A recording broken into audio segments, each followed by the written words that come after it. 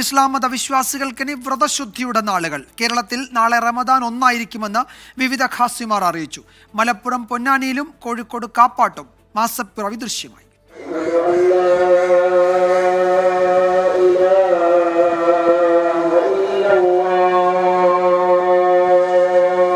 മാസപ്പിറവി ദർശിച്ചതായി Panakkad Sadiqali Shihab Thangal, Muhammad Jifri Muthukkoya Thangal, professor K Alikutty Musliyar, Kanthapuram AP Abubakar Musliyar, Ibrahimul Khalil Al Bukhari Thangal, Muhammad Koya Thangal, ജമാലുലൈലി, Nasar ഹയ്യ Shihab Thangal, VP Suhaib മൗലവി തുടങ്ങിയവർ സ്ഥിരീകരിച്ചതോടെയാണ് റമദാൻ വ്രതത്തിന് തുടക്കമായത്.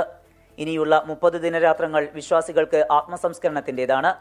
റമദാനിലെ രാത്രികാല നമസ്കാരമായ തറാവീഹിന് തുടക്കമായി. റമദാൻ മാസപ്പിറവി പൊന്നാനിയിൽ കണ്ടതിൻ്റെ അടിസ്ഥാനത്തിൽ റമദാൻ 1 നാളെ ചൊവ്വാഴ്ചയായി പ്രഖ്യാപിക്കുന്നു. അത് ഉറപ്പിച്ചതായിട്ട് വിവരം അറിയിക്കുകയാണ്. പൊന്നാനിയിലാണ് മാസം കണ്ടിട്ടുള്ളത്. മതമൈത്രിയുടെ സന്ദേശവുമായി എത്തുന്ന ഇഫ്താർ വിരുന്നുകളുടെ നാളുകൾ കൂടിയാണ് സമാഗതമായത്. സാധാരണക്കാരനും പണക്കാരനും യോജിച്ച് ഒത്തൊരുമിച്ച് കഷ്ടപ്പെട്ടവരുടെ വിഷമങ്ങൾ കഴിവുള്ളവർ കൂടി മനസ്സിലാക്കാനും ഇതിനെല്ലാം കൂടിയാണ് വിശുദ്ധ റമദാൻ സൃഷ്ടാവ് നിശ്ചയിച്ച് തന്നിട്ടുള്ളത്. ഖുർആൻ അവതരിച്ച മാസം ആയതിനാൽ ഖുർആൻ പാരായണം വർദ്ധിപ്പിച്ചും പുണ്യം നേടുകയാണ് വിശ്വാസികൾ.